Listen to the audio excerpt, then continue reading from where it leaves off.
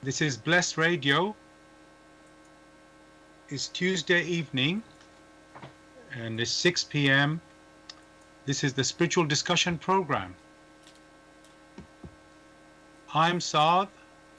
I'm in Bromley in southeast London, and joining me is Gregory. Gregory, are you there? Hello. Welcome, Gregory. Please tell us where you are and how is the weather where you are? Just like the UK, Brussels is okay. Good. Yes, here the weather here is overcast and raining, or it has started to rain, I think. So it's been overcast all day, and I'll describe it as warm, a little mild as well. So welcome, listeners. The aim of the show is to introduce you to the spiritual knowledge in the light of truth, the Grail Message by Abdrusheen. And we have a topic every week for discussion. The topic for tonight is family, community, society. Family, community, society. You're welcome to join us with any questions or comments. The number to contact us on our UK number, it is 079 39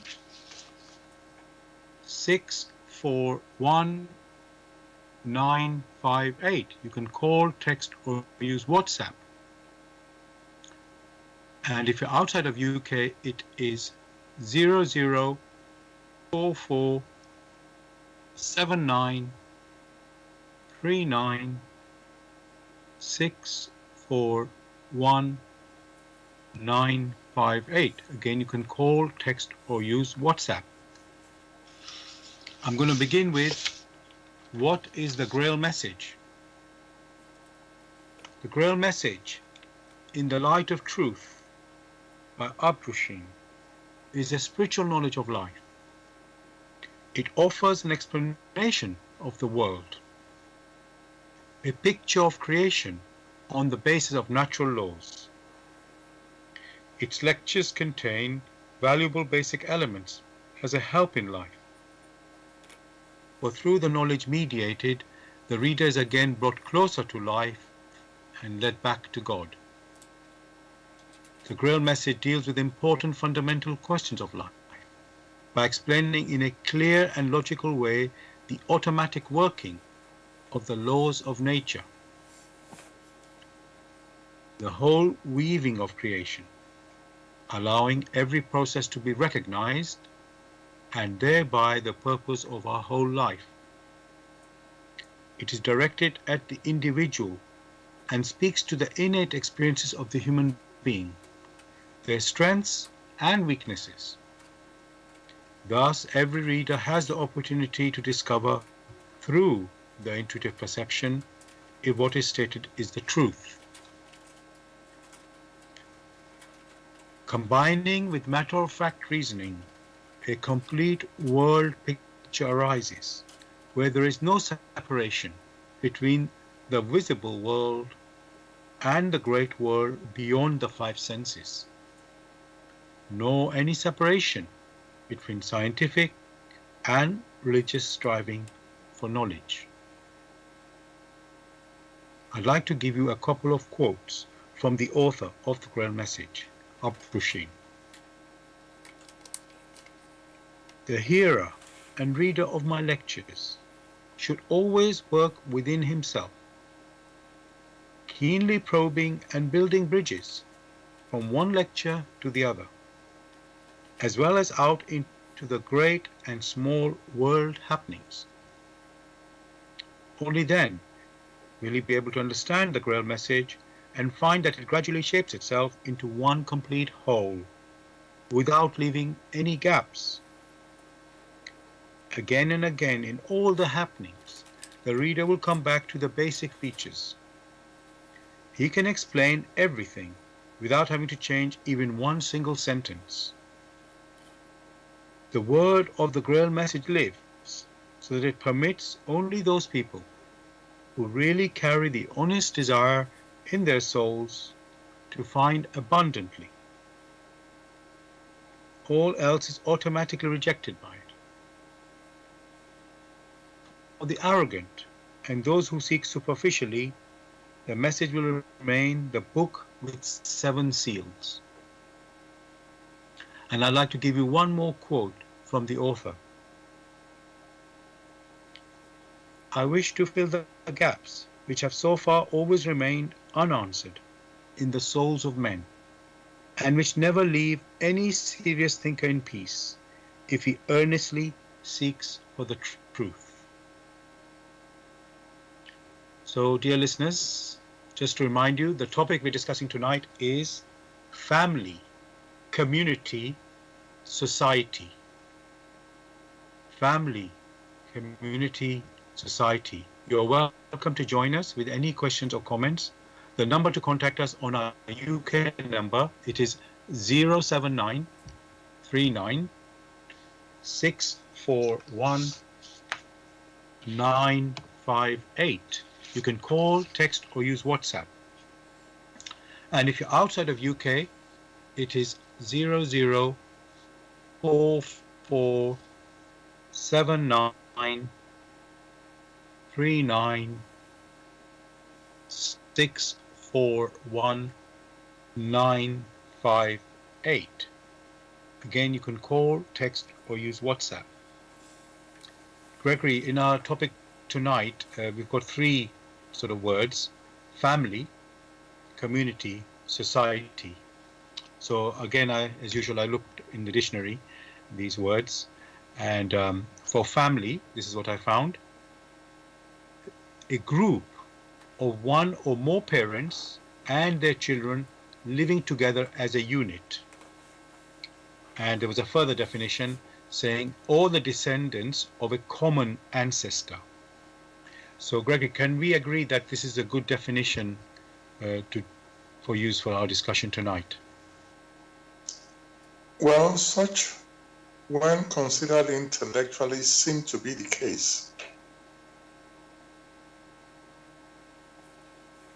Okay. Gregory, just to say your volume of your voice is a bit low. If you can just put it on a higher volume if possible. Maybe you just speak a bit louder.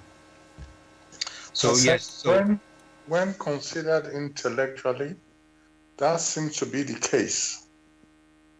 Right.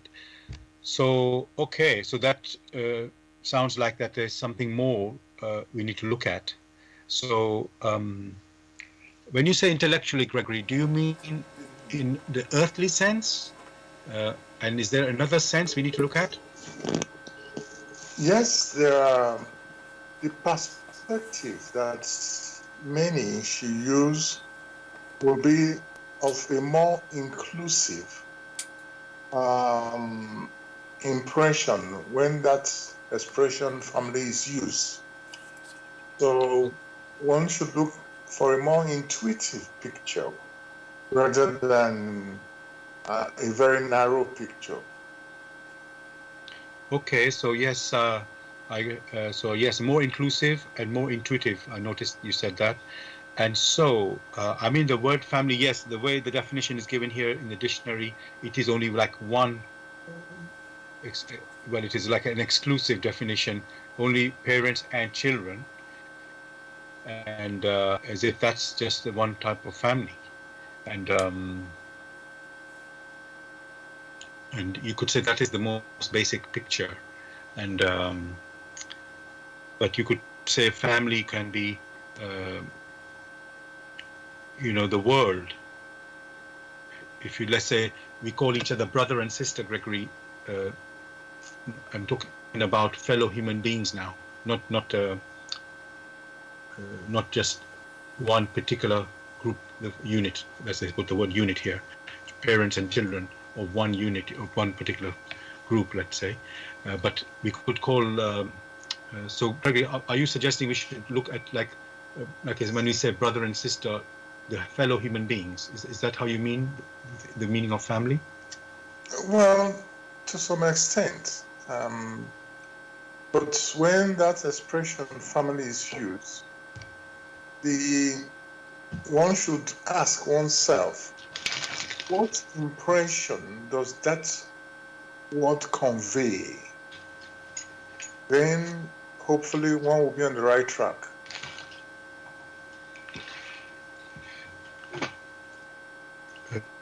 Just to repeat that, Gregory, about can you just say the thing what you say? What is it? What message does it convey? Is that what you said? I didn't quite hear that. No. So when that expression family is used, one should ask oneself, what impression does it convey to the individual? Right. What impression does it convey? So now you said we should be looking at more inclusive and intuitive. So Yes. What sort of impression are we meaning there? Is it, like I said, the whole world of fellow human beings, or is it more than? Is there something else?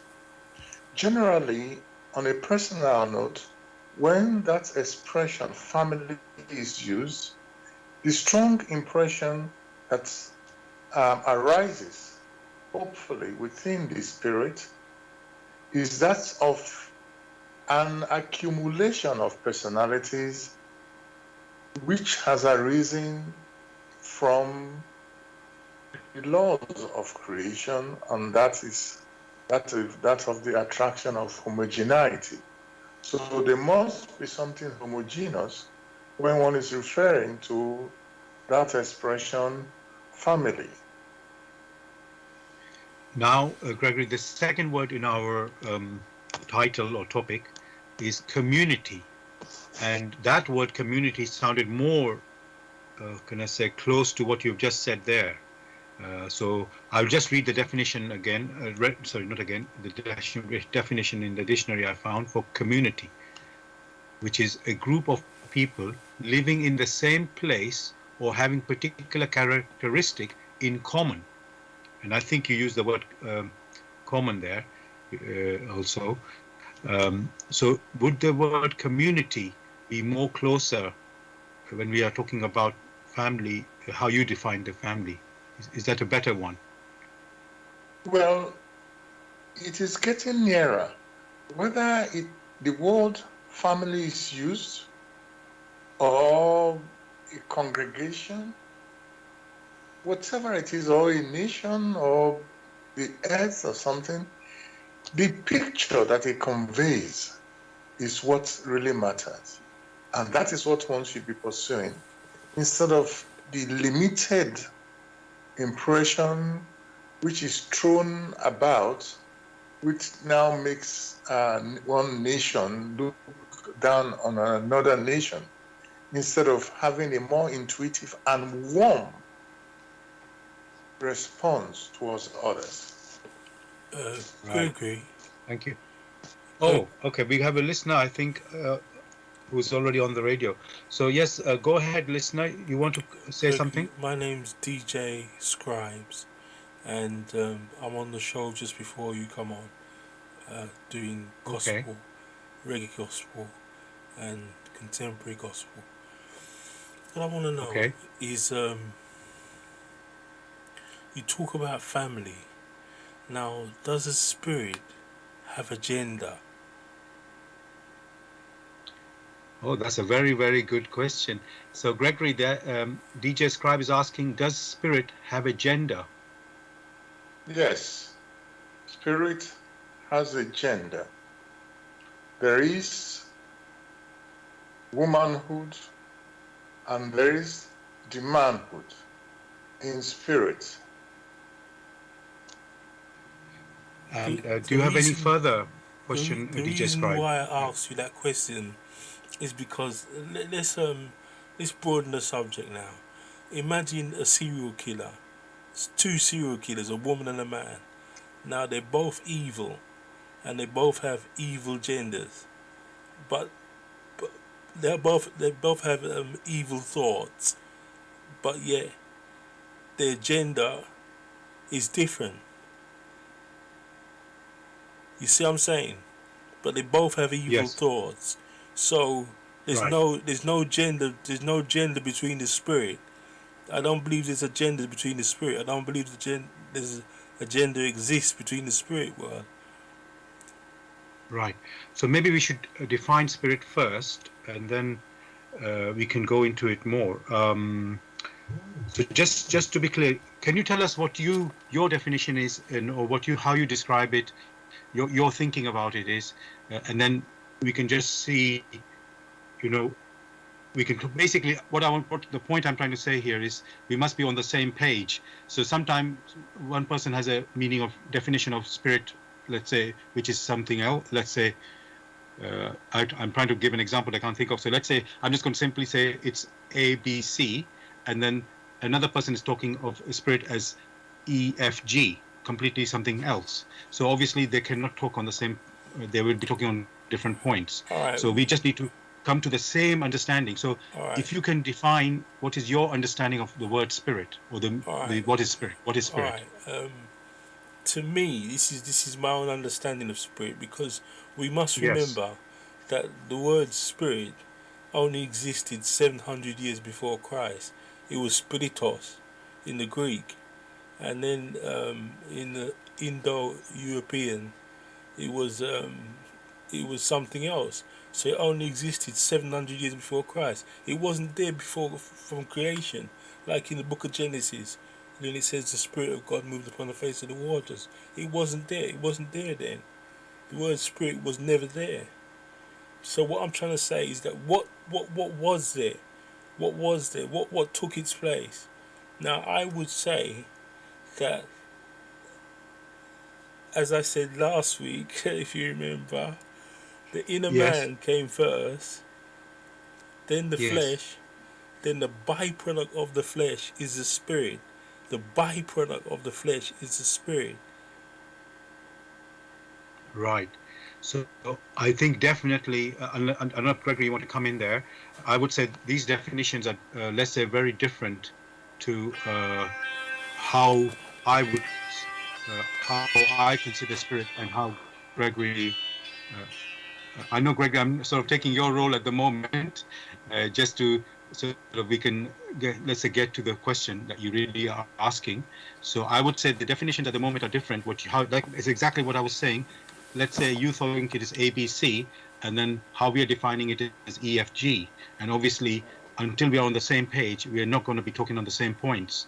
So if I, Gregory, little bit start this answer, and maybe you can come in. So how I understand this word spirit, the spirit already existed before the earth existed. Uh, so, let's say there's heaven and there's earth. So and as you say in Genesis, when God it is described how, let's say, creation or this world that we live in came into being. Um, when I say this world, I include heaven actually. So there's heaven and let's say, the physical universe that we are very familiar with, right? So the spirit already existed. How can I say? Before the physical universe existed, if I can say that way. So because it is basically, this physical world is material, and spirit is non-material, and and even yeah, and so I'll just say it originates in heaven, if I can put that. And heaven is non-material. I, So, and I, heaven was there before the physical universe. So in that sense, even if it's been defined on the earth in Genesis or wherever, or whatever time in 700 years before Jesus, the word spirit came about. Let's say that word came about. Uh, the spirit itself, the spirit being, already existed before these words even existed. Let's say the word may not have existed, but the being would have existed, and so it is and it is a non-physical, non-material being. can So this this is how my understanding of the spirit is, that concept. can this So let being me be just hand over evil? to Gregory. Or do you want to continue, and then I'll ask Yes, I Gregory to do. come in? Okay, so you Can this continue. being be evil? Can a being be evil? Can this So spirit Gregory, be I think evil? if you want, sorry, you go. Sorry, go on. Yeah, go on. Can this spirit be evil? And if it can, Can the spirit be evil? That's a does it go back to God? right. You got a very good point, uh, Gregory. Again, this is a very massive question. So I don't know if you want to go for it, Gregory. You want to respond? You're on mute, Gregory. You're on mute. Okay, let me answer because I don't know if Gregory is able to get off mute. So my Hello? response, oh, Gregory, you're back. Okay, please, Gregory, would you like to respond to the last question? Can spirit be Now, evil? first thing first, you mentioned that spirit has no gender. What do you make of what you read in the scriptures regarding Adam and Eve? Was that gender? All right, let me say this, yeah. No, wait a minute. Was that gender? Can I answer your question? Please give me time to answer your question, because your question is a big question to me. No, it is not, because I'm asking, you mentioned gender. I asked you, Adam and Eve, is that gender? Is yes or no? If it's no, then something else. For a start, his name could have never been Adam and Eve. It could have never been Adam and Eve for a start. For a start, their name could have never been Adam and Eve. So if you're taking a Bible concept, you're going down the wrong road in the first place. Okay, But you yourself quoted from the scriptures.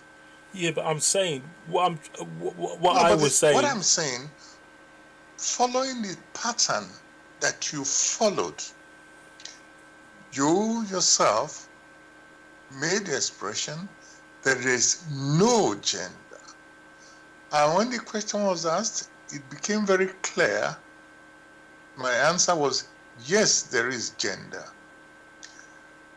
And then you went on to different topics. Now you're talking about evil. The question I will ask you, what do you understand by that expression, evil? All right. Shall we, for your sake, I'm going to use the Bible. The Bible. You may use anything. You don't have to use I don't need any sake. But you might use any expression to convey whatever you wish to say. I only went that path because you mentioned it. All right. As I said, there are two serial killers, a man and a woman. Their spirit has no gender. You last week you confessed that the spirit drives the body, the vehicle which is the body, and the body can't do nothing without the spirit. That's what you confessed last week. No, yes. I did not. There was no confession. There was a statement made that what the inner man is of spirit, and that inner being is what drives the body. All right. It wasn't a confession. So it was stated as a fact. True. So if the inner man, or what you call spirit, drives the body, then as I said, it drives the body to kiss his wife. It drives the body to kick his dog. Yes, if I can come in, Gregory. So sorry, what I am trying to do is to focus on that which is beneficial. And that is why one is asking precise questions, such that there will be no wavering to the right and wavering to the left. When you use the expression a man and a woman, are you not referring to gender? Otherwise, you would have said maybe a dog, or maybe a plant, or maybe a stone, without having a gender tied to it. So what one is stressing here, your communications, the expressions you use have already tied gender into it, and at the same time, you yourself say there is no gender. No, I didn't say no gender to human beings. I said there's no gender to the spirit. There's no gender to the spirit, but the inner man, there's a difference with the inner man or the inner woman. There's a difference between the inner woman and the inner man. What That one is was stressing here is that given to use an expression of that which moves the body, instead of using the word inner man or inner woman, one has used an expression spirit to as an overarching expression to capture that which moves. One could give it another name, soul. One could give it another name, inner man. One could, depending on whatever language is used, words, that expression, that which moves the physical body, which is the core, that one may call the inner man or the inner woman. One may call the soul. One may also call it the spirit. No. That is the expressions. These are the expressions one has used.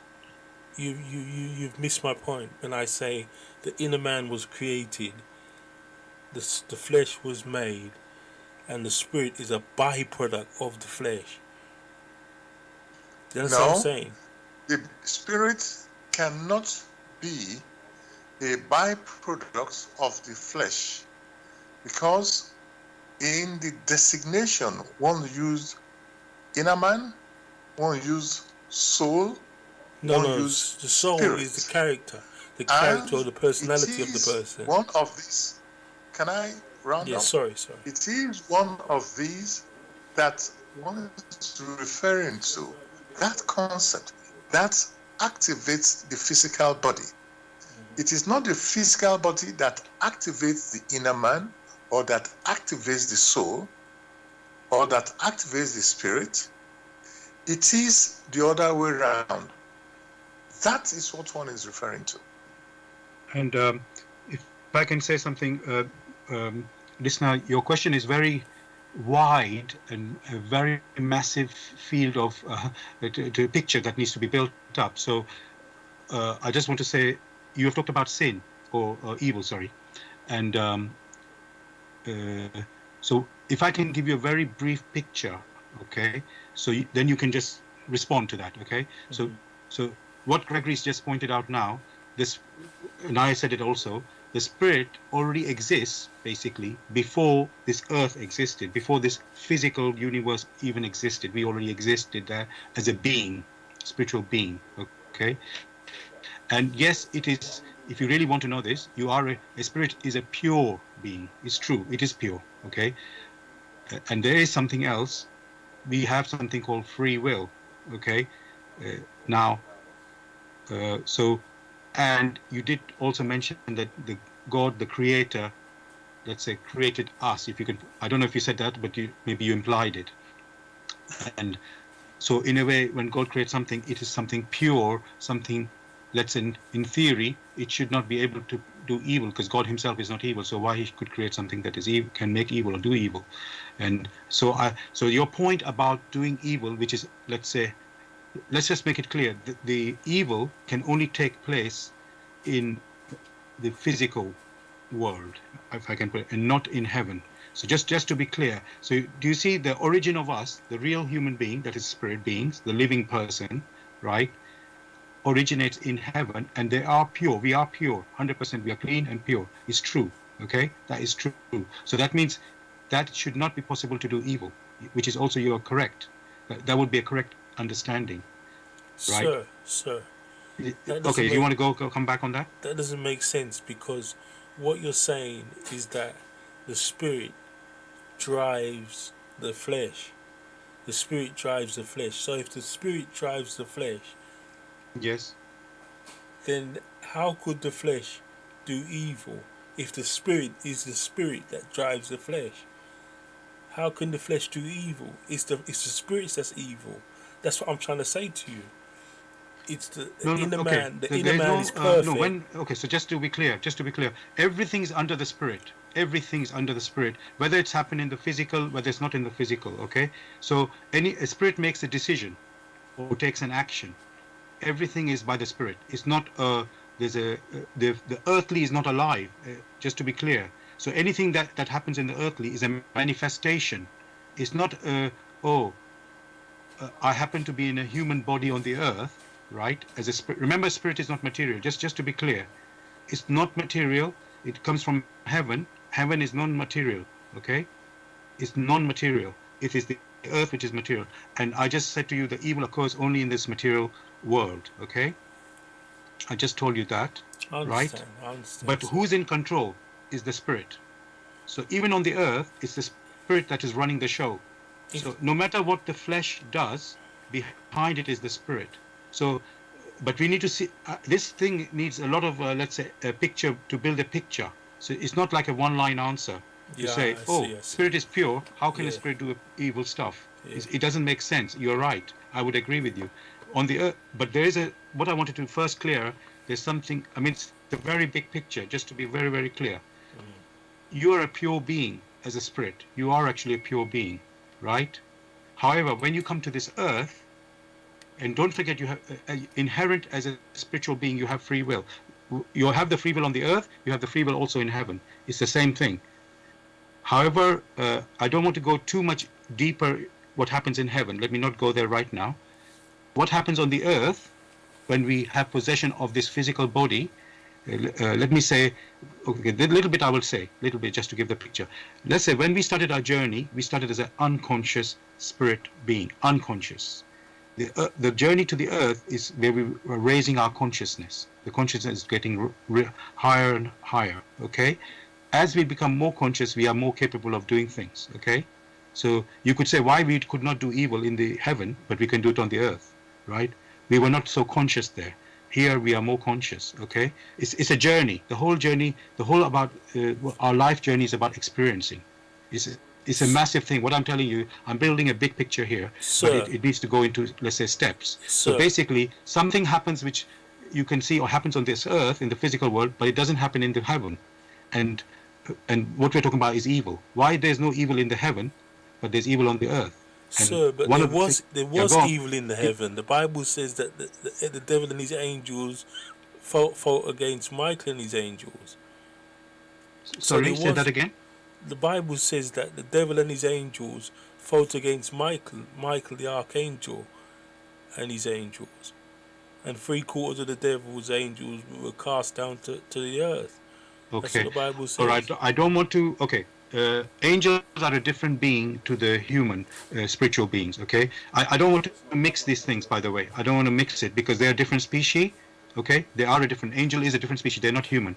So I don't want to go there right now because we will be digressing.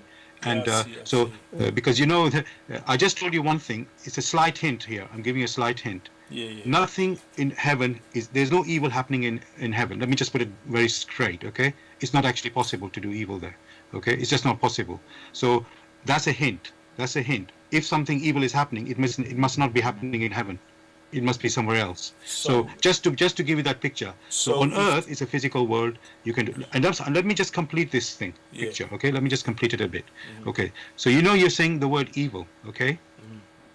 Which is something deliberately you have an intention to harm. Let's call it like that. That's evil. Yes, that's a harm. Deliberate intention to cause harm. That's evil. Okay, that intention, it is being fulfilled on the earth. It cannot be fulfilled in this heaven. That's just not. It doesn't happen. I haven't given you the full picture of how and why, but just take it from me that it can't happen there. It's there. I'll give it another way to look at it. Okay. Let's say in heaven, the power is so great, okay? The pressure of the heaven is so high that any evil is knocked out. It just can't happen. But on the earth, the pressure is much less, okay? The pressure is less, and so your free will can express much more. I understand. I understand exactly. I'm not giving you. I'm really building the picture because it's not quite a one-line answer. Honestly, it's a very big picture. I understand exactly what you're saying by the heaven being pure. I understand exactly what you're saying, but pure with the inner man, not the spirit, because the spirit has a dual personality, good and evil. You've noticed that No. in the Okay. Bible. All right. You've Yeah. noticed that in the Bible. Okay. So that's okay. Sorry. I'm sorry. Yeah. Please carry on. Please carry on. I'm sorry. I'll use a reference from the Bible. When David Right. was, when Saul was vexed with David, he threw a spear at him. His spirit was vexed with David. He threw a spear at him. Ahab had 400 prophets. Sorry. All right. Sorry. Go on, Gregory. You want to say respond? Go on. Well, there have been so much digression, and one should start from simplicity. One cannot spend 30 minutes on digression. Inner man, full stop. What is wrong with that? Soul, full stop. What is wrong with that? Just as the inner man, as you yourself, who has just spoken, had done things in the past. No, I did. I never which said were the inner not man is pure. very good. And yet, you yourself made amends to it. So also people, their inner self, controlling the body, have done something which was not very complimentary. And at the same time, before... Hello? Hello?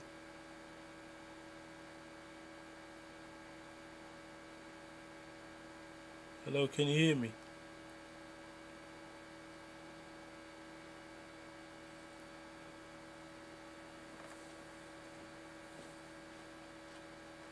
Because one had made... Can you hear me? Yeah, I sometimes can hear you go in and out. completely. Yes. I think, Gregory. Yeah. Do you want to continue, Gregory? Continue. Yes. We can hear you. Yes. So it would be very wrong to say that you yourself, the inner man, who had made an error of judgment for one reason or the other, and has made amends to those errors, now you become an evil person. That is very wrong. No, I didn't That put is no what one is judgment. stressing. I didn't put no judgment. What I said, you see, what you're trying to, the point you're missing is that the soul is not the spirit, and the inner man is not the spirit. The inner man is the inner man, and the inner woman is the inner woman. It's the strength within that deals straightly with the Creator. All right, for instance, If you listen carefully, at the beginning, he mentioned family. and I He said took gender. up another expression, and one went ahead and stressed that when you have an accumulation of individuals, which accumulation has come about due to the attraction of homogeneity, then you have a family, a country, a community like the earth. Yeah, I see. The intuitive picture which one was stressing is to have that overarching picture that ties everything together. So also, when one uses the expression inner man or the expression soul or the expression spirit, what one is now saying, or what you are now stressing, is the inner man is different from the soul. Of course it's different from the soul. The inner man is different from the spirit. Of course it's different.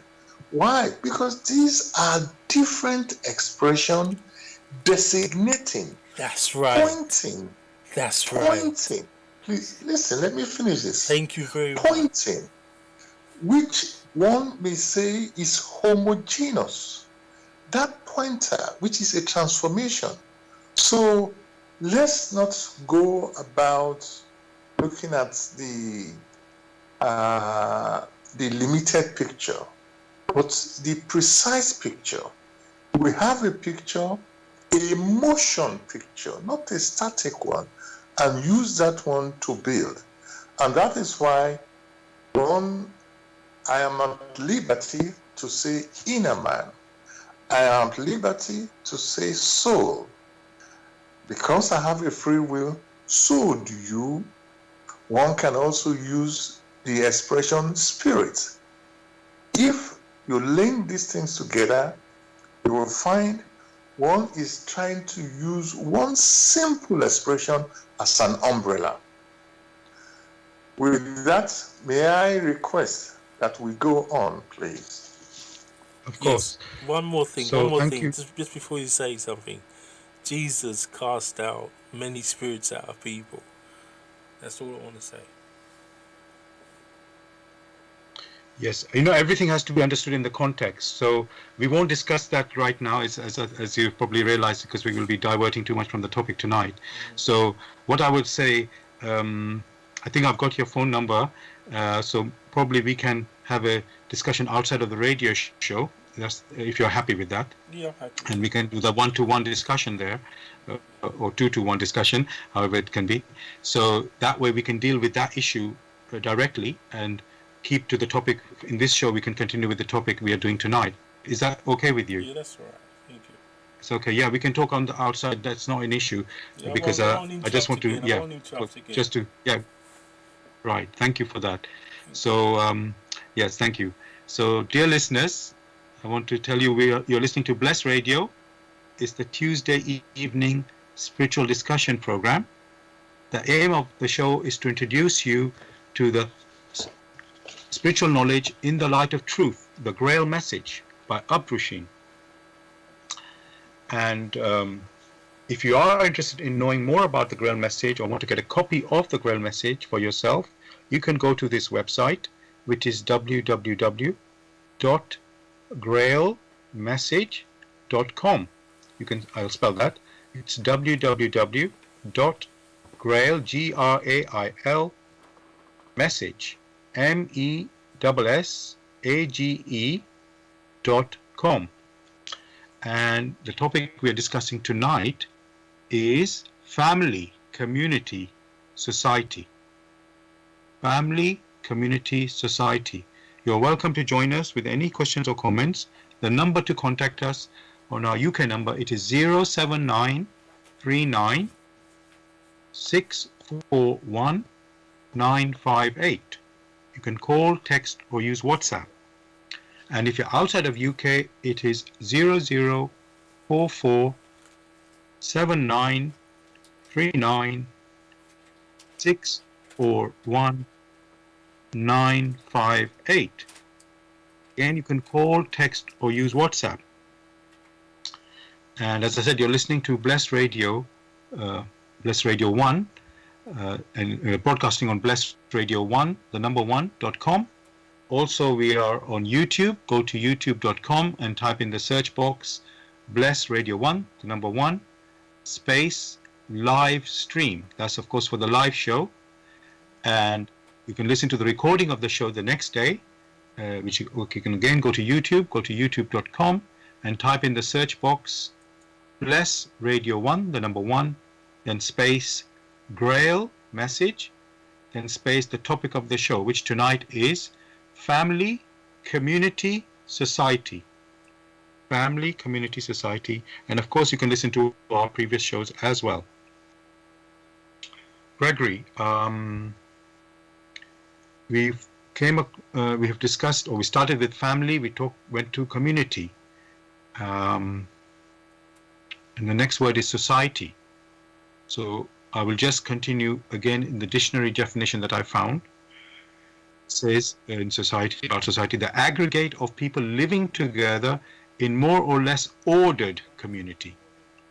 So you can see it's more than just a community. It's an ordered community.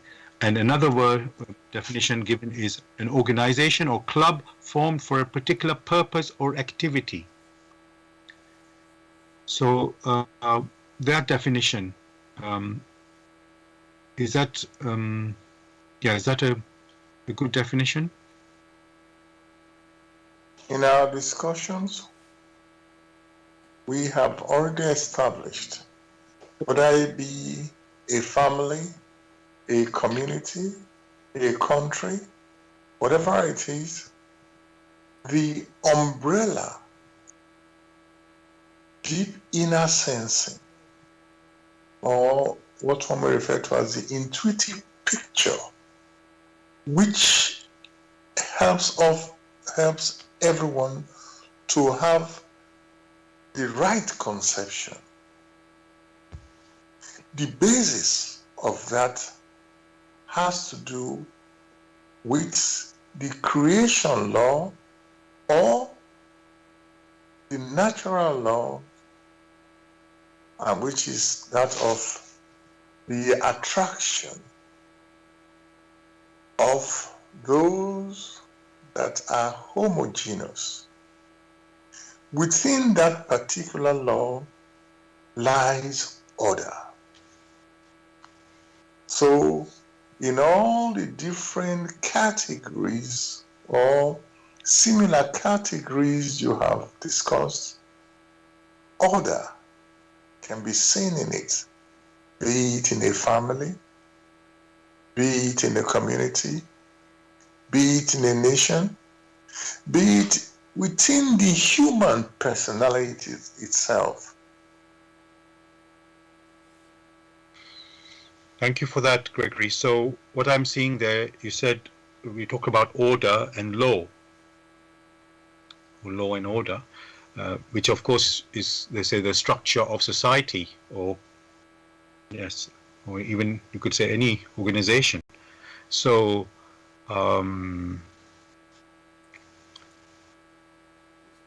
so there has to be law and order from what I'm hearing. So in that sense, Gregory, when we have a family, when we have a community, when we have a society, does it mean we should have some rules that we follow? You know, I'm just thinking, Gregory, when children are born to the parents, they don't know how to, you know, the first time, let's say the first children are born, first time a child is born to a couple, they don't really know how to bring up that child, the baby. And it's like a learning curve. And then, you know, after some time, it's like you learn and you get into a routine. So my question, Gregory, is there some, in anything to do with family or community or society, we must have some, let's say, rules, and maybe also, Gregory, some aims? Is that what, do we need that? First, the statement you made, was that a statement of fact? Let's consider the so-called animal world, where a dog has puppies.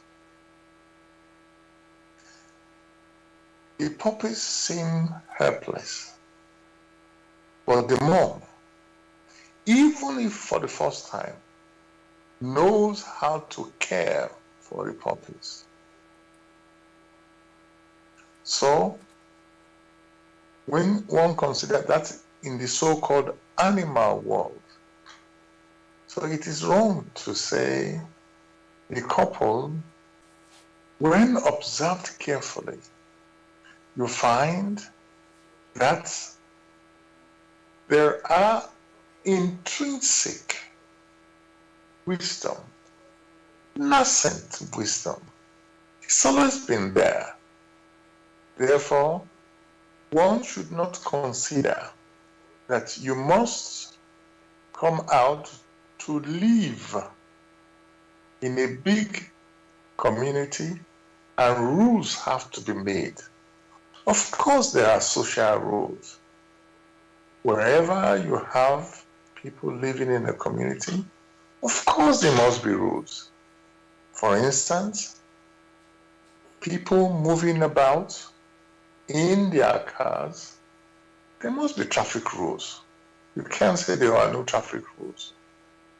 So those ones are for the society, socialization.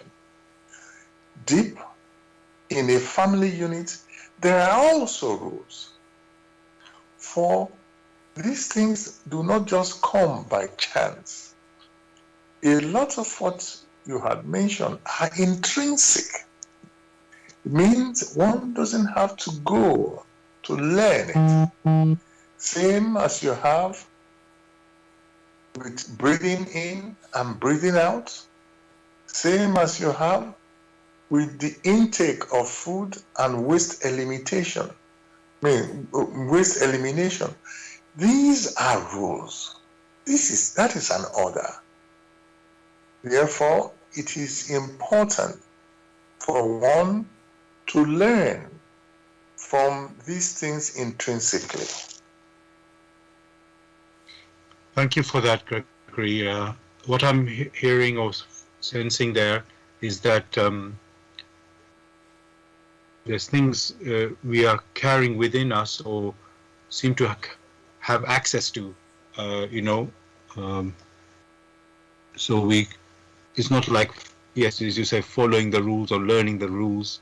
You just, so when a baby is born, in quotes, we haven't read a book how to bring up a baby, but somehow in the Almighty's wisdom, things have been given to us that we can just, you could say, naturally, I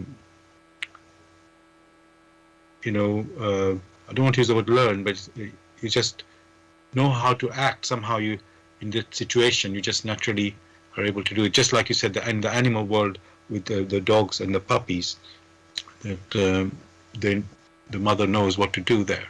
So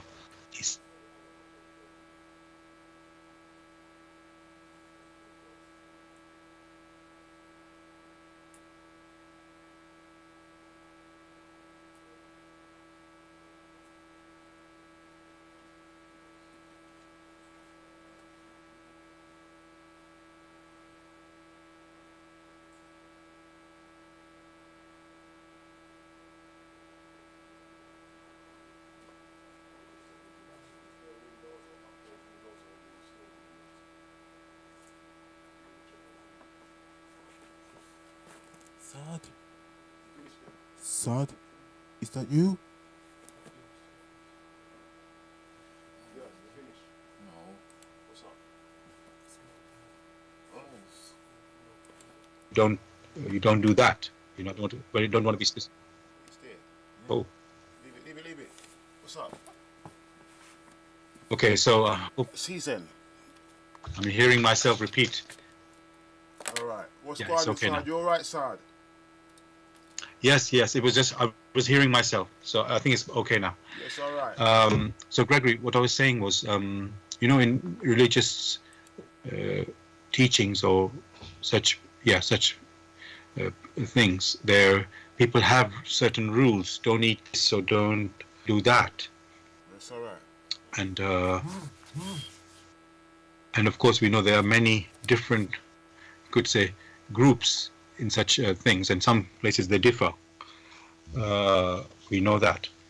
So my question on that, Gregory, when people are given, the word, like you said, we talked about earlier, there's the word spirit, the soul, and now we talk family. That is not tied to any, let's say, religion or any, it's just a human relationships, that, activity that we are talking about there. But then, as I say, in some, in quotes, religious scriptures, the rules saying do this or don't do that. And then, as I said, differences in other teachings you find. So when that occurs, Gregory, what can be done there? So are those rules, Gregory, are they to musts or are they just guidelines when those rules are given in these religions?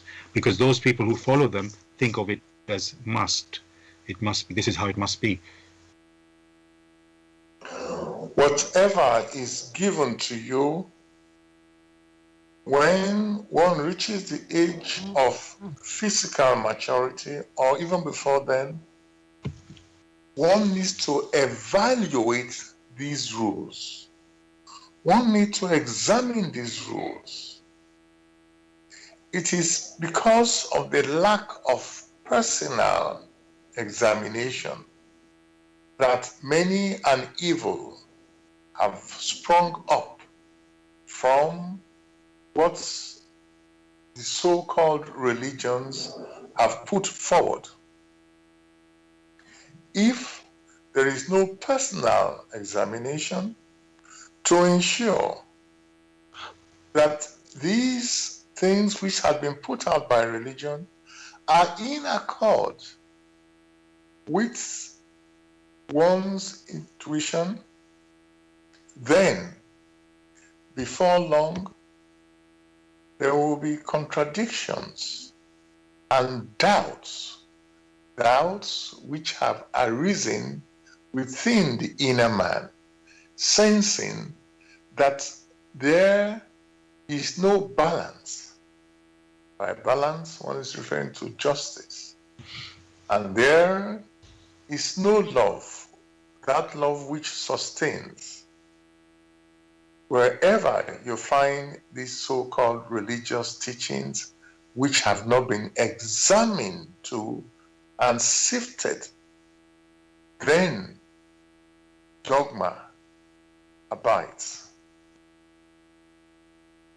Thank you for that, Gregory. I've just received, you could say, a comment from a listener, another listener, about what we were talking earlier about bringing up children or babies, and the person is saying, from what we were talking about, they say, I beg to differ.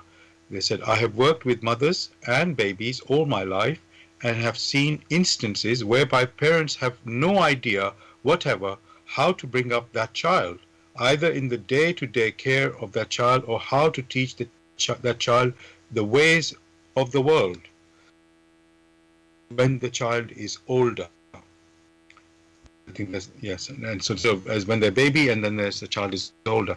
So Gregory, this listener is saying that some parents, it appears, are not having the awareness or the natural awareness of how to bring up a child. They need to be, it seems that they have no idea. That's what, according to this person. So is that, are we, let's say, naturally capable of bringing a child, or have some, or there's some differences? Some people know and some people don't know. I don't know what exactly what is happening in this situation. It is assumed, and rightly so, that each personality started as a child. That means was born and has a physical body through which it needs to experience. And as it grows up and matures, it engages with others. It learns from others. Many who lack this simple wisdom only profess or give evidence of their lack of engagement at the proper time. Therefore, that which you do not engage with, you will not know. Did any person teach them to eat? Did any person teach them to breathe? Did any person teach them to be clean? Or would they have preferred they remain as filthy? Therefore, when such a statement comes in, it's only a proof that those who have taken the responsibilities of parenthood were never engaged with others, were never engaged in simple observation. The question is, how did they themselves grow up? If they were disengaged, would they have known all that which they now seek when they now have their own children? In these matters, it has to be engagement. One is not an island. And because that is the case, one is not an island, you have a community, you have a family, you have a nation. And in our previous discussion, it has always been stressed, one for all and all for one. So, if along the line, a prospective parent has not learned of this, has not experienced it, even as a child, then these problems or these challenges will abide. Thank you for that, Gregory. I think another listener just tried to call me. I'm just going to put them on. 1 second.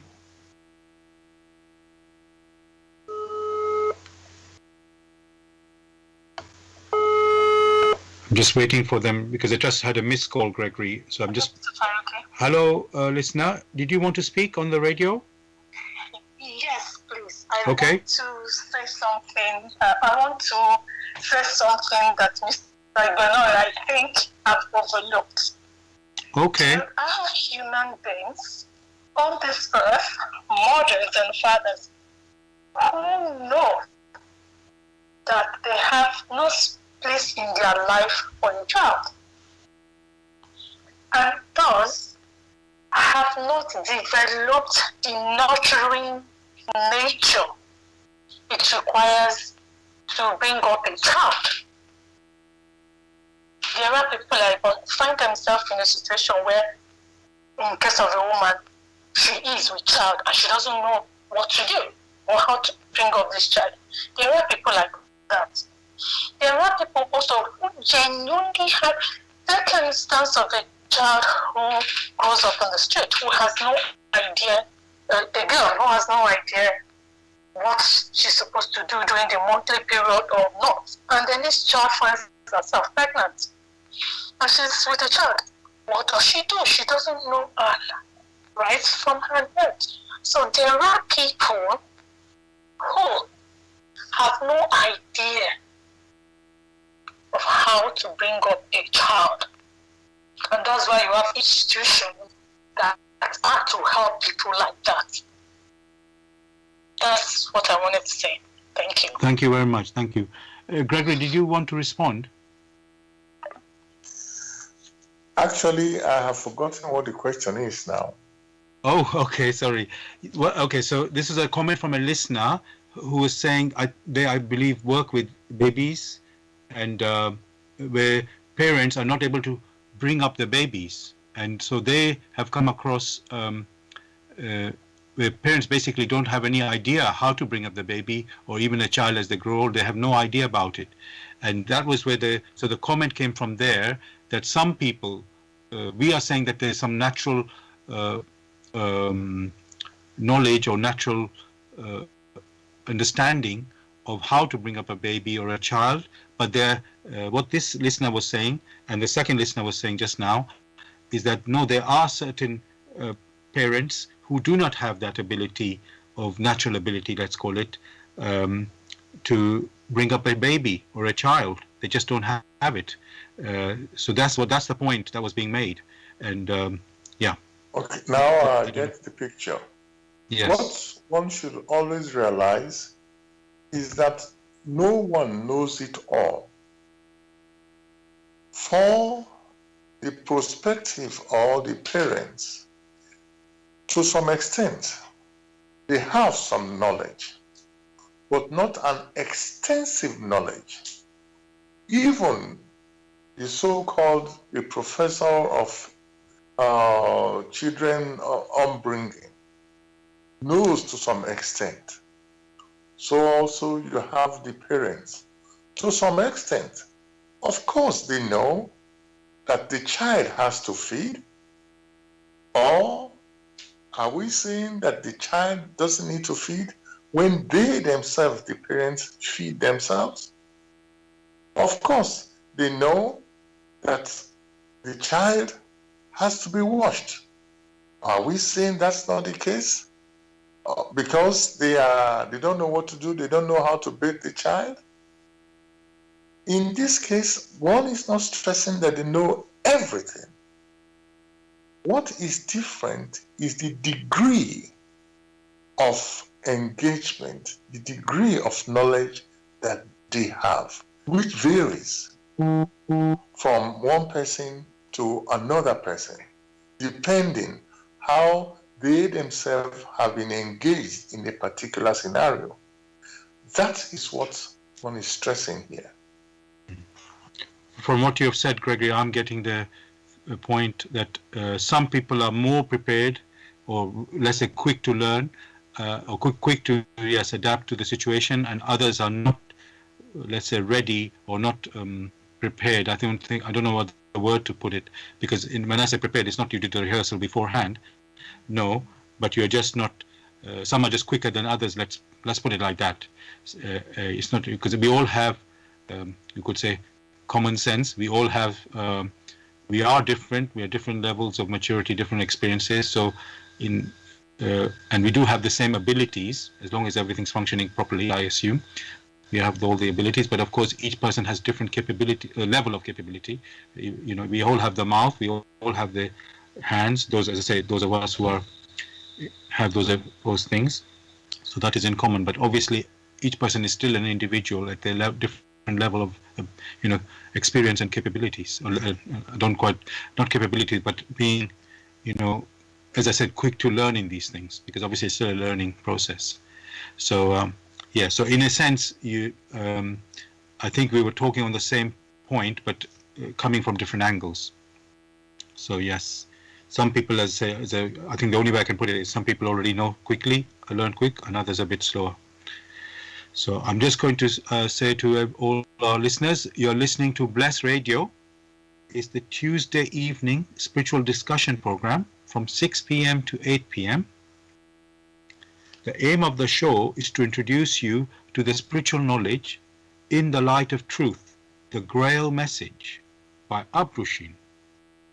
And if you are interested in getting a copy of the Grail Message, or want to get more information on the Grail Message, you can go to this website, which is www.grailmessage.com. I'll spell that, www.grail, Grail,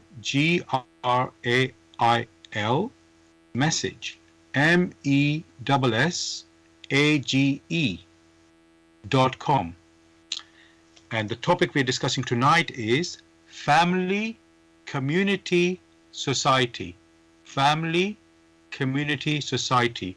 You can call us with any questions or comments, contact us on with any questions or comments on this, our UK number, which is 079 39 641 958. You can call, text, or use WhatsApp. And if you're outside of UK, it is 0044 7939 641 958. Again, you can call, text, or use WhatsApp. And just to remind you, you can listen to us on Bless Radio 1, the number 1.com. Bless Radio 1, the number 1.com. Also on YouTube, you can go to YouTube and type in the search box Bless Radio 1, the number 1, space live stream. That's for the live show. And you can also listen to the recording the next day. Go again to youtube.com and then type in the search box Bless Radio 1, the number 1, then space Grail Message, and then space the topic of the show, which tonight is family, community, society. And you can listen to our previous shows as well. Gregory, let's move on to something a little bit, another thing is in our discussion. You know,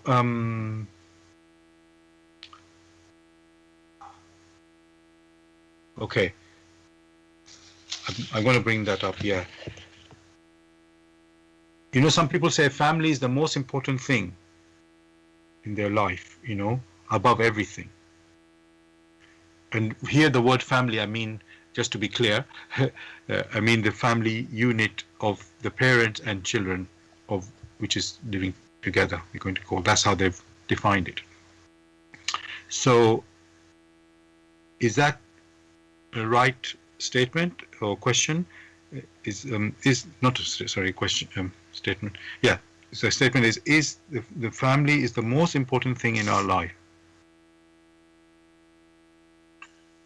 Well, there have been so many statements like that you just mentioned, which abound everywhere.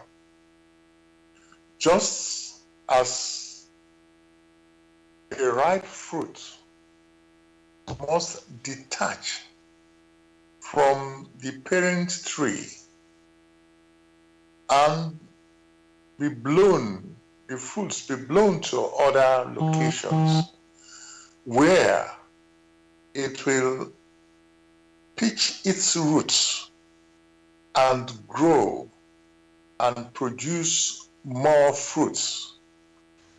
So also is a personality that has arisen through a family or a family unit must, before too long, proceed to find its way to experience here on earth through its life.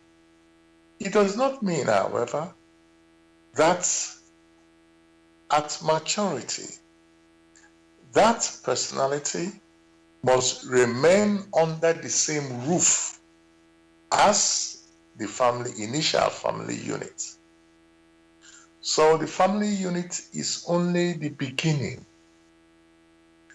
The human personality, in order to fulfill true experiencing, must move out to other places in order to experience, whether it be the same local community or a far distant community, is immaterial.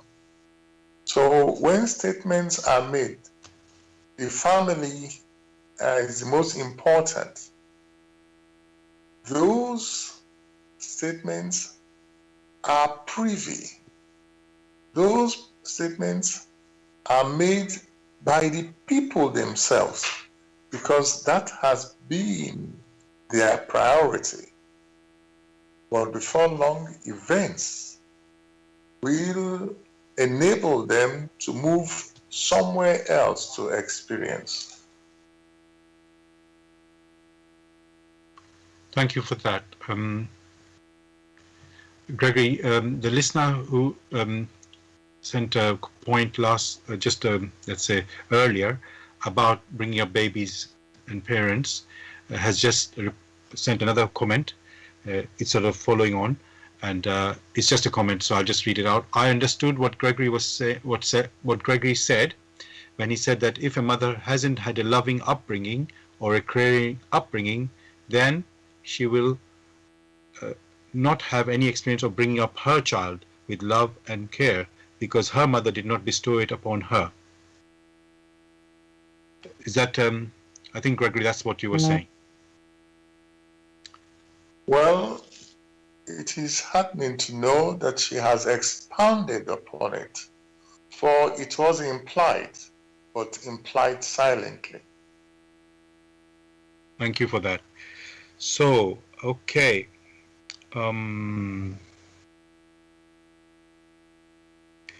Just to continue about the discussion with parents and children, Gregory, are parents able to be a true example for their children? Instead of following again from what the lady has said and the listener has said, are parents able to be true example for their children? After all, we are not perfect and we are bound to make mistakes and fall short at times. honesty is always an excellent policy. Like the children, parents are also experiencing in order to mature in the process. Therefore, the parents may share of their experience with the children. However, the parents cannot share of that experience which they themselves lack. Therefore, one should not expect so much from parents more than that which they can give. A simple example would be, let us consider your parents as medical personnel, and as a child, they were able to apply that which they know to help in your upbringing. However, you yourself, you do not want to have anything to do with the medical profession. Your inner lineage is towards the arts, either in music or playing some instrument. However, your parents has given to you through their experience what they are capable of giving to you. You now have to move forth to gather your own particular experiences. For you are not your parents, and your parents are not you. You stand alone to gather the experience which will satisfy you as a human personality, as a human spirit who needs to mature in a different way. Thank you for that, Gregory. What you're pointing to is the reality of life. We are all learning and growing, and so we must live in the real world. Not, we can't, as you said before, many times, you can't give what you don't have. So, obviously, if you have this false expectation that you are the perfect one and you can do everything, and of course, when you can't, then don't be surprised when you are disappointed. So thank you for that.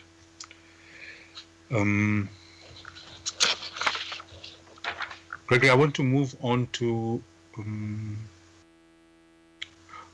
before I do that, Gregory, I know we talked about a question earlier about, you could say, religious rules and regulations. And now some looking at societies now where, let's say Britain was, let's say, largely Christian country, and they based their laws on that basis, the rule of the country, the parliament and so on, the laws they've made for the country. So what I'm wondering, Gregory, every country is different. And so let's say, what I'm pointing to, Gregory, is there's let's say those, in a way, I think you may have already answered this, but I just want to bring it again, that, so we have been given the 10 Commandments, which, let's say, many have you applied in their countries to make their human laws. But Gregory, let's say they're in different countries, they don't have that, you could say, background. So where do we start with those, you could say, human societies? How do they, do they make their own, like from a different foundation? Or is there something you could say that should be common to all? Because let's say stealing is not allowed in any country, killing is not allowed in any country. I'm just picking those two, I can't think of any more right now.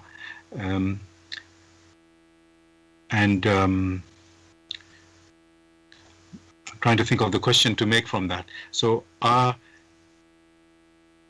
when those laws are brought in, Gregory, should there be a foundation from, let's say, the creator?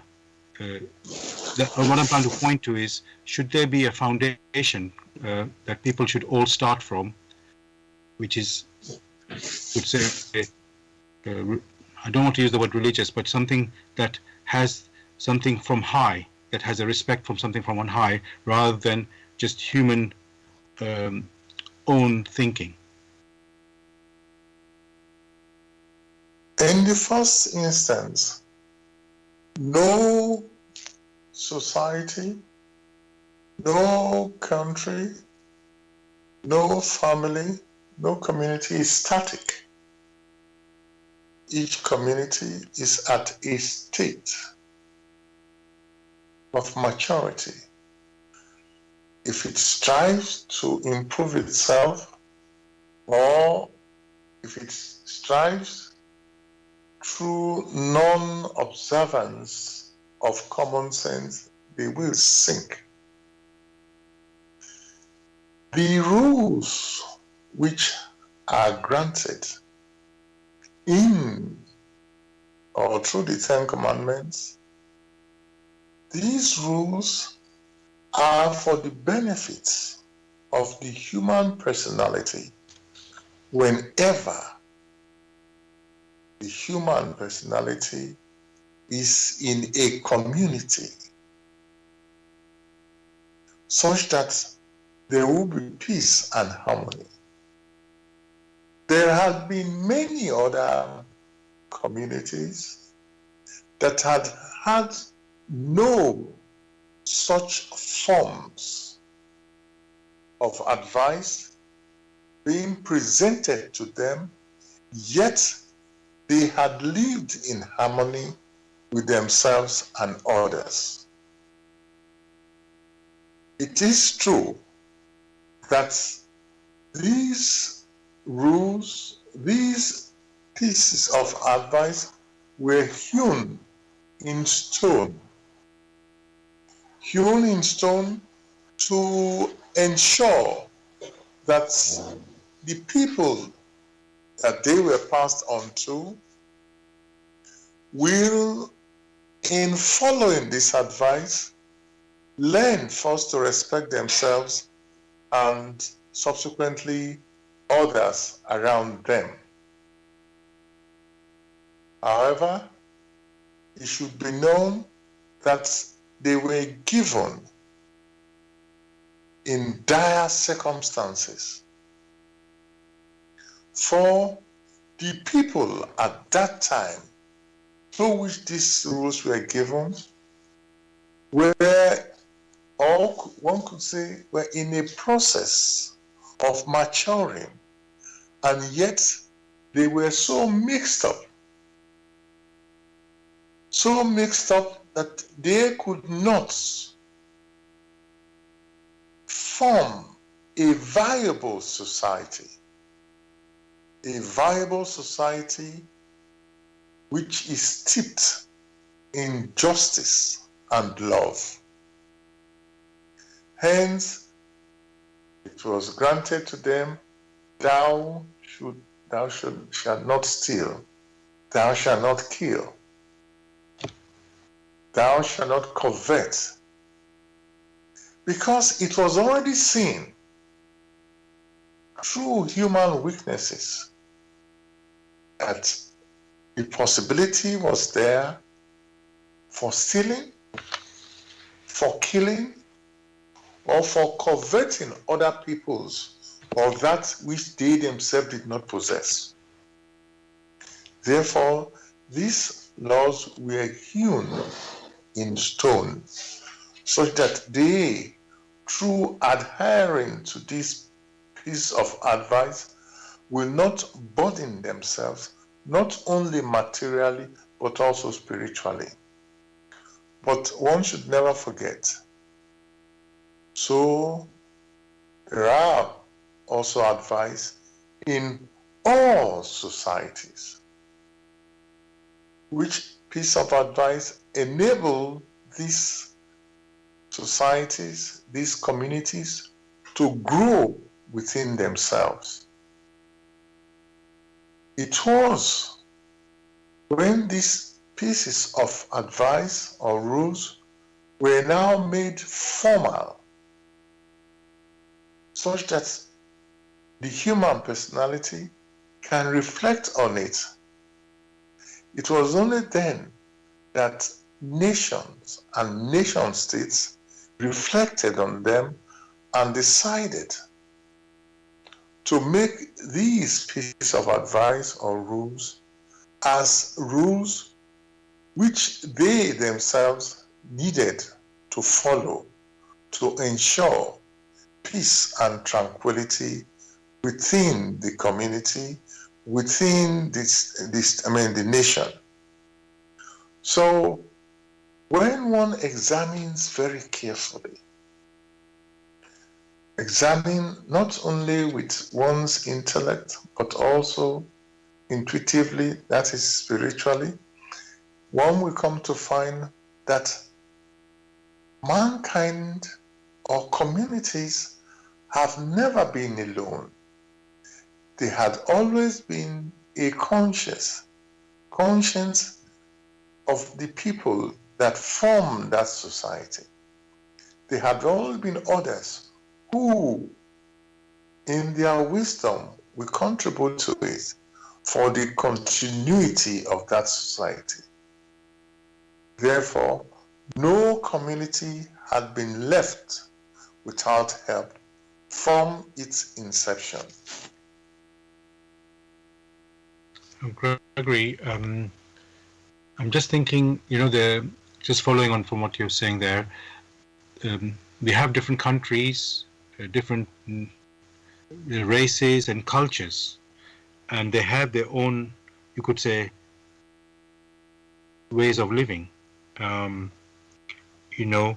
Some people, they allow, let's say, marriage only to, one man, one woman, and some one man and more wives, and so on and so on. There's, let's say, a variety of practices. I don't quite know how to put it. And in my mind, I'm thinking, Gregory, is there some set of rule which should apply like universally throughout the world? It should be the same in every country, every culture, everything like that, or it is that each culture is different, each group nations are different, and so they do have different practices. I was talking about the marriage in this case, like that. So is because so is there meant to be some differences? That's what I'm pointing to, Gregory, between the different cultures with how people practice.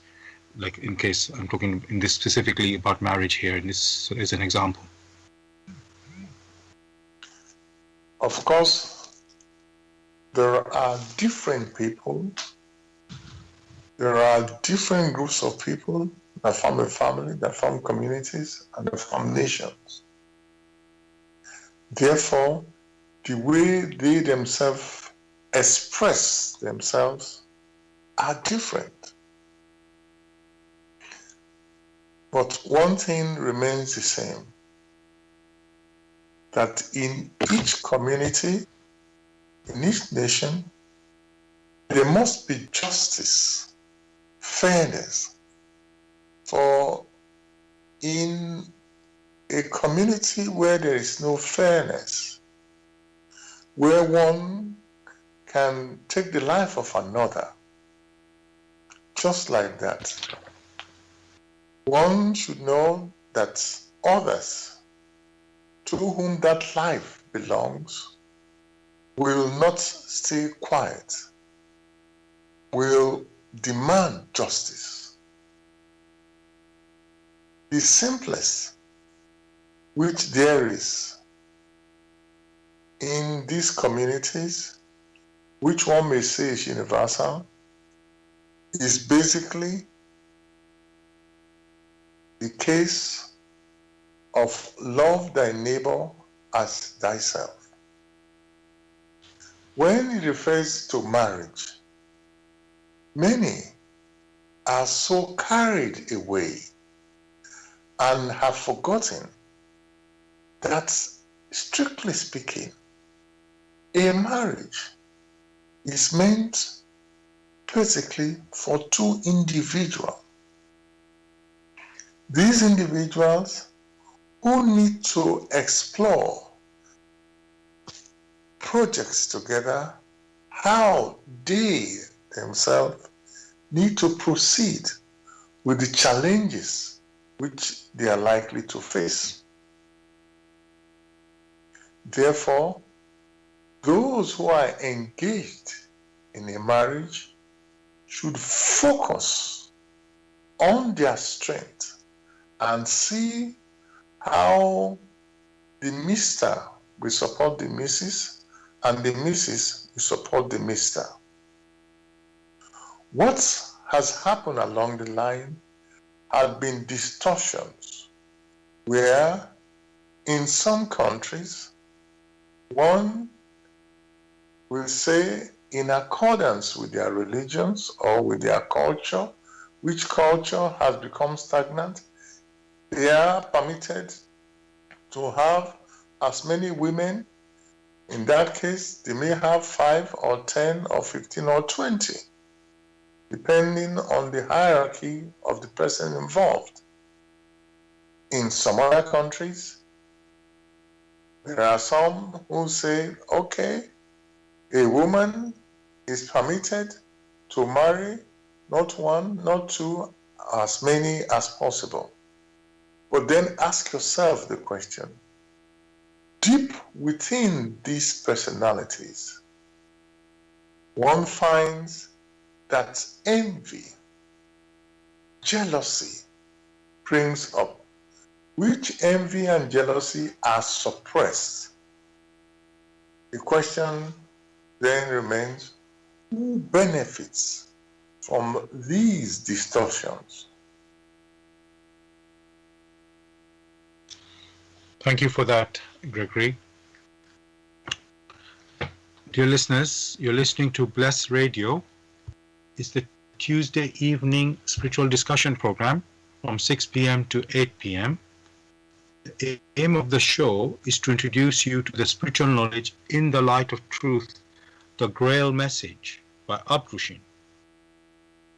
If you are interested in knowing more about the Grail Message or want to get a copy of the Grail Message for yourself, you can go to this website, which is www.grailmessage.com.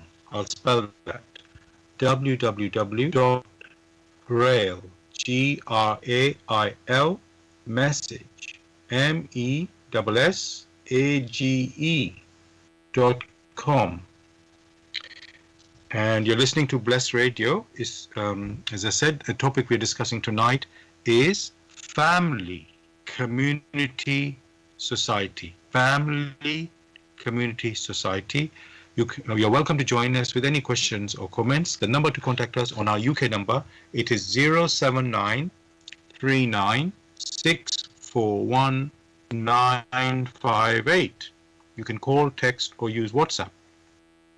And if you're outside of UK, it is 0044 79 39 641 958. You can call, text, or use WhatsApp. Gregory, I want to look at another aspect of society now.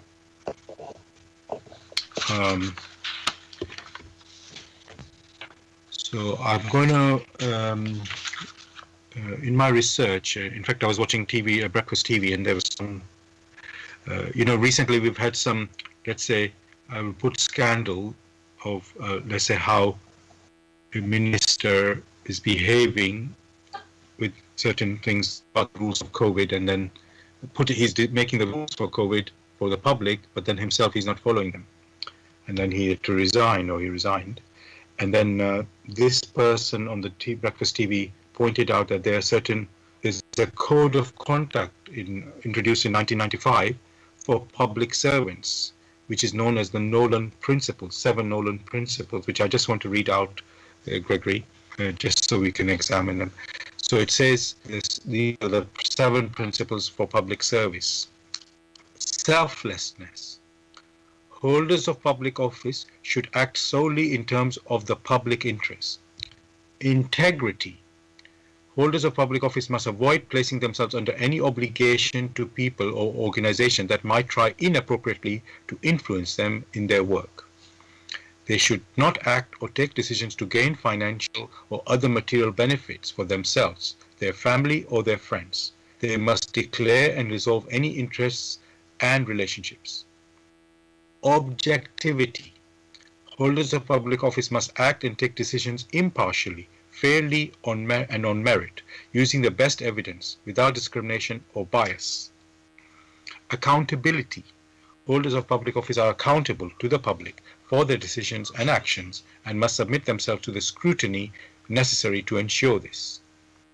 Openness. Holders of public office should act and take decisions in an open and transparent manner. Information should not be withheld from the public unless there are clear and lawful reasons for so doing. Honesty. Holders of public office should be truthful.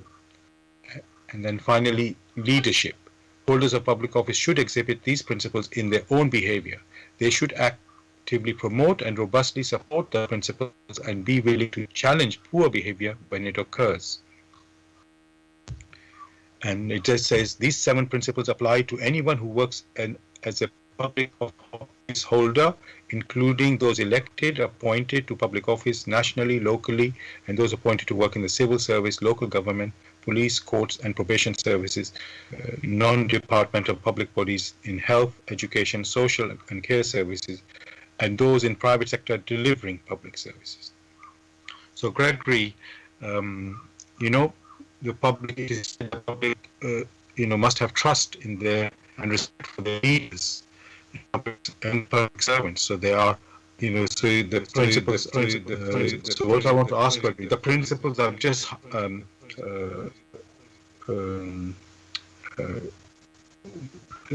can say just read out. I can say that, which are they worthy or suitable and sufficient of the public satisfaction, of their leaders, their public leaders?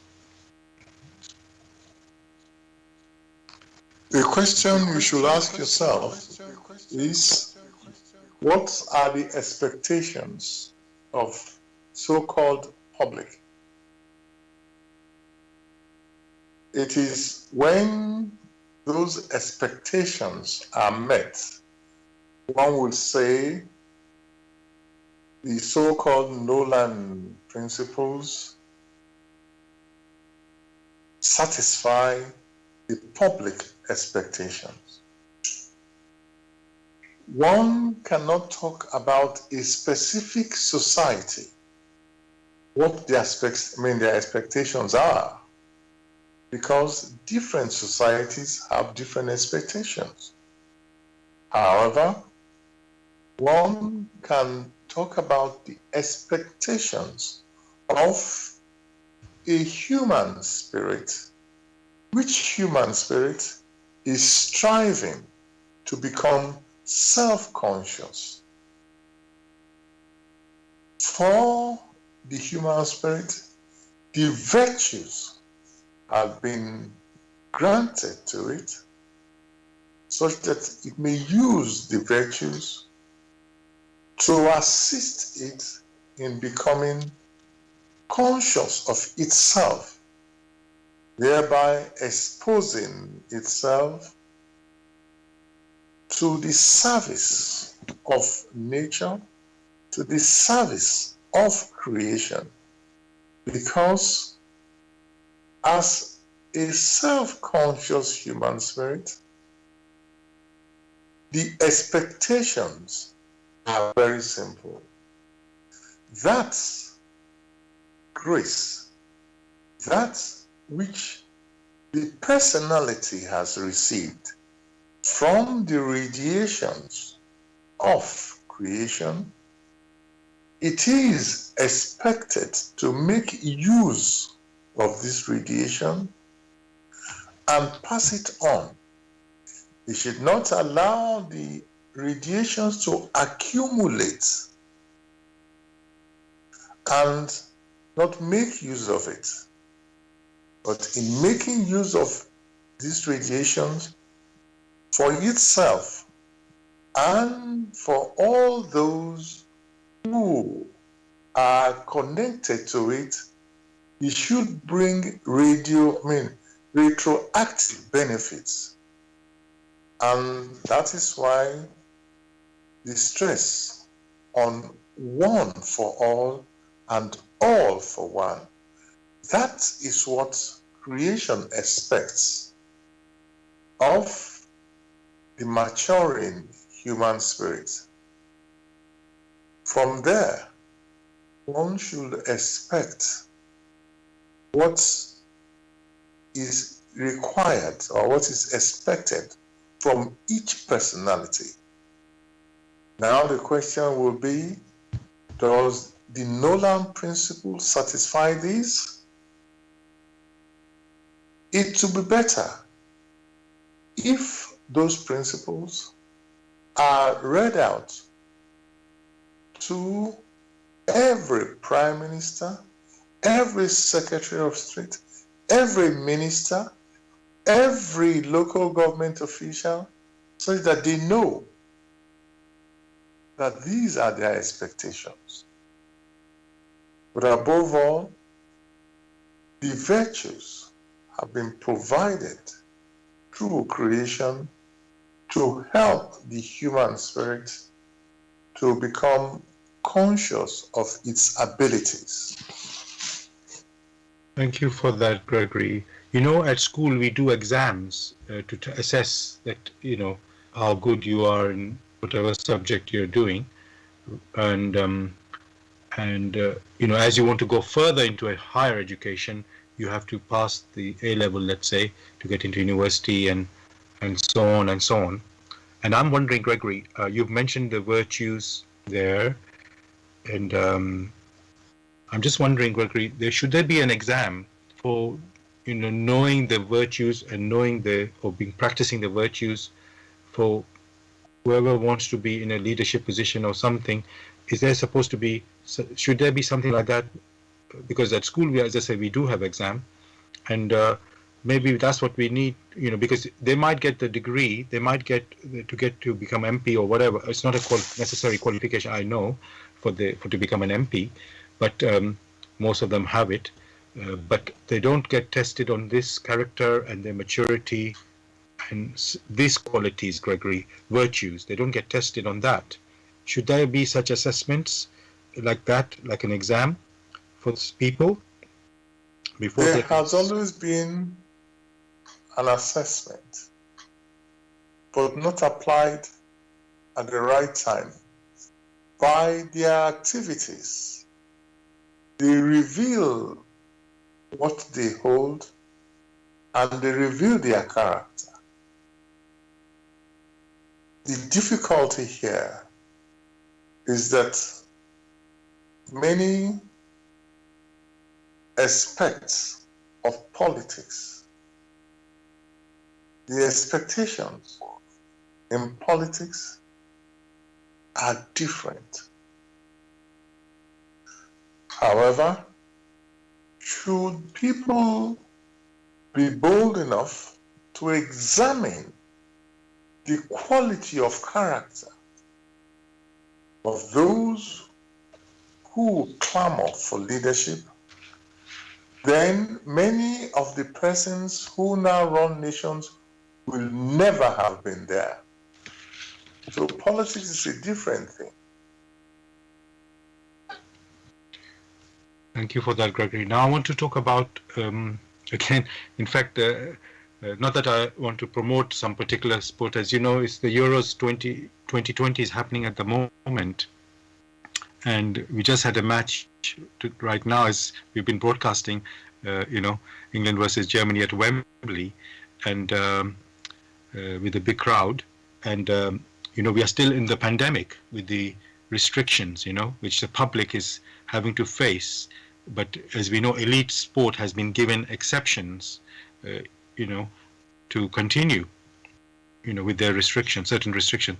So with this particular match, I'm just using that as a specific example, Gregory, because I'm going to come to the question in a second.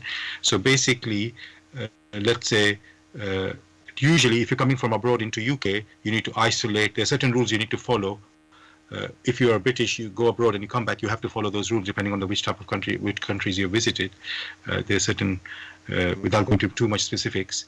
But what has happened in this match tonight, Gregory, is that certain visitors from abroad have been given an exception. They call them VIPs. They're allowed to visit for 24 hours without the restrictions. I think they might have to do COVID tests, but apart from that, that's it. They have been allowed. And so some people were saying, hang on, this is not fair. We have to follow the rules. And it's one rule for us, the public, and another rule for the VIPs, which is made by the rules are made by the government. So, or the exceptions are made, rules and the exceptions are made by the government. So my question is, Gregory,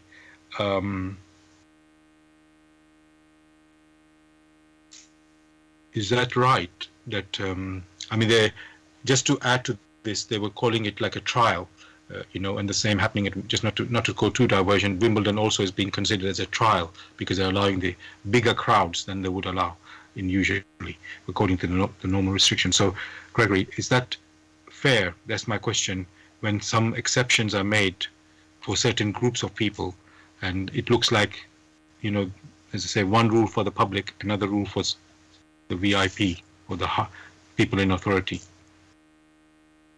Maybe such a question, if possible, should be directed to the COVID virus. For whatever one says or not say is immaterial. What counts basically is the possibility of infection. Therefore, whether governments like it or not, if they provide the possibility of the virus spreading, of course it will spread. If they limit the possibility of the virus spreading, of course there will be limitation. The decisions is theirs. It is not for one to find out what lies in their volition or the motive behind it. For a people, a government can express or can say this is their motive, but what lies behind is completely different.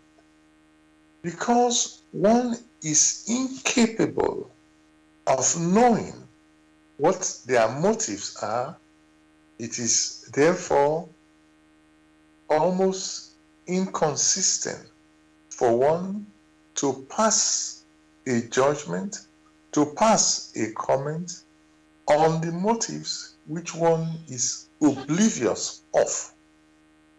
The best one may do is to wish many a persons well. For if such rules like you express are made and there's a spike and somebody passes on in that scenario, then those who make use of that opportunity have themselves to blame. It therefore means the free will also comes into this. No one may go into a leprous environment without protection and expect to come free. The best one can do is to wish all the personalities well. Thank you for that answer, Gregory, because I can see very clearly each individual is responsible for their own decision. Even if something's allowed, you don't have to do it. So, if you think it's risky, too risky, you don't have to do that.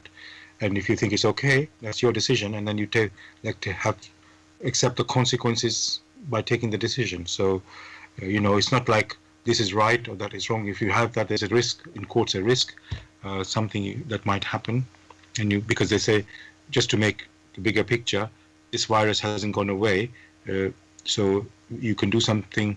Let's say even after the restrictions are removed, at some point they're calling it, in quotes, Freedom Day, when all the restrictions will be taken away.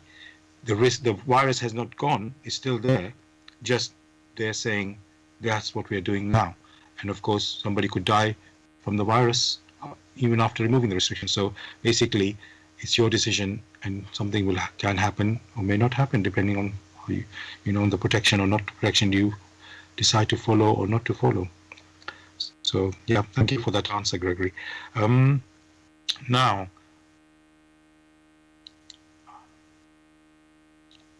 another question, Gregory. We have, like I said, different countries and races and so on, and then again, sort of mixing with sport right now, there's a lot of patriotism with supporting your team or your country in whatever way it is. So my question, Gregory, when we are supposed to be spiritual beings, fellow human beings, so it's not a nation, one particular country, you are just a fellow human being on this earth, should there be such thing as patriotism, or should we just, because not to mix it too much, some people say this is one world. When you see the world, a map of the world or the globe, there's no borders when you look at the world from the satellite or from the sky, from space, you don't see any borderline there. You just see land and sea, and then and we are living on this planet. And then, as I say, on the earth, when you go to the earth, you see all their countries and people, let's say, being patriotic for their country. So my question, Gregory, is, as a spiritual person, is that being patriotic, is that a sort of a good thing, or is it not a beneficial thing?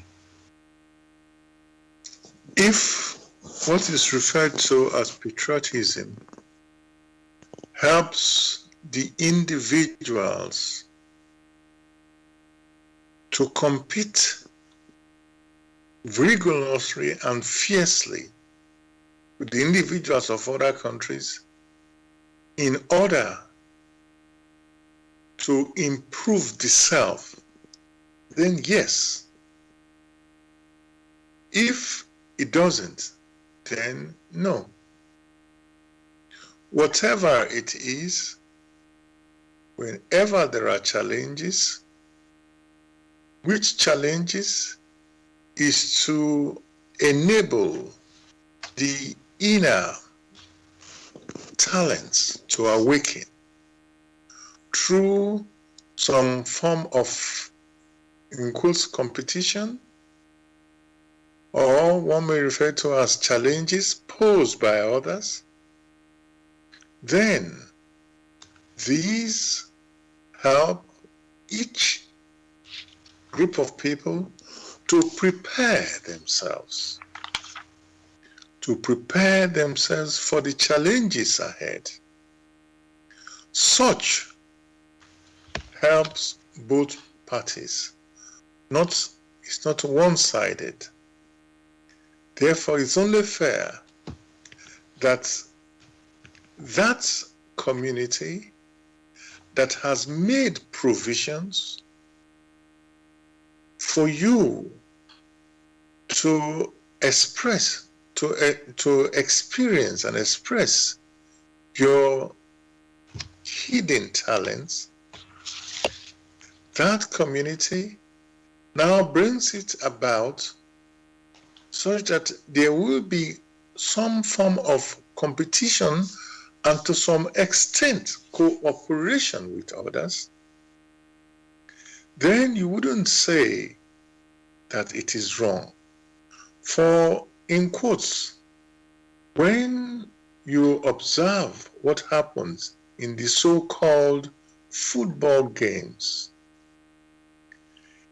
one may expect one community to be so talented, and the other community to not to be so talented.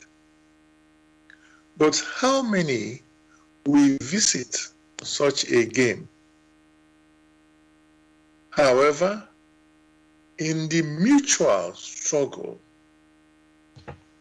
finding ways of improving themselves in fierce competition, which is similar to the case as you find in music, where one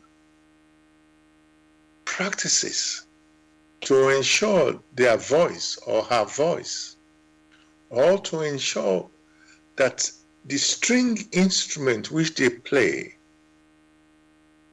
the ability improves under such fierce competitions before they now exhibit it to the outside world. Such a scenario improves on the quality of the inner personality. That is for the benefit of all. For if there is no continuous improvement, society which might result from the competition, many will weaken so quickly and start moving back. They will not remain at the same extent, at the same level. But because they know that others are improving by themselves, and there is the need for competition to understand fairly the rules of nature, each society therefore needs. Thank you, Gregory, for that.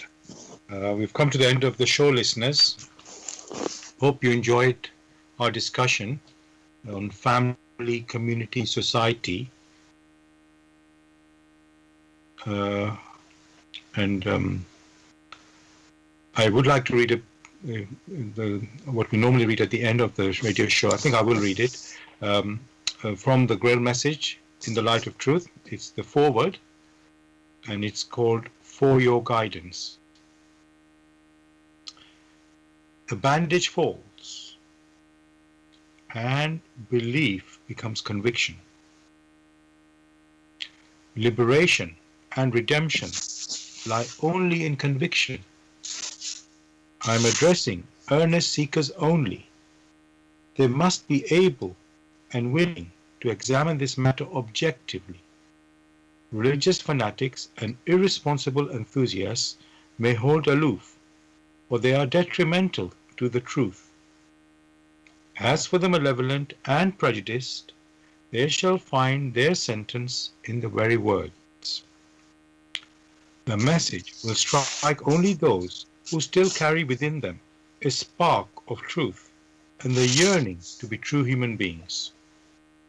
To all such, it will become the shining light and staff. It will lead them unswervingly out of all the chaos of the present-day confusion. The following word does not bring a new religion, but is intended as the torch to bring all serious listeners or readers find the right path, which leads them to the longed-for height. Only he who bestirs himself can advance spiritually. The fool who uses extraneous aids for this, in the form of ready-made opinions of others, only walks his path as if on crutches, while ignoring his own healthy limbs. But the moment he boldly uses all the abilities which lie dormant within him, awaiting his call to help in his ascent, he is employing the talent entrusted to him in accordance with his Creator's will, and will easily overcome all obstacles that seek to divert him. Therefore awake. Genuine faith lies only in conviction. and conviction comes solely through an inflexible weighing and examining. See that you're truly alive in the wonderful creation of your God. Uprooting. So, dear listeners, I just read out For Your Guidance, which is in the foreword of the Grail Message, In the Light of Truth by Uprooting. And if you are interested in getting a copy of the Grail Message or want to know more about the Grail Message, you can go to this website, which is www.grailmessage.com. I'll spell that, www.grail, Grail, message, MESSAGE.com. Gregory, would you like to say anything to the listeners to say goodbye? Wishing them a beautiful week. Thank you for that. So, dear listeners, thank you for joining us again. We'll be back again next Tuesday, as usual, 6 p.m. to 8 p.m. with another new topic. I also wish you a great week. God bless. Take care. All the best. Good night.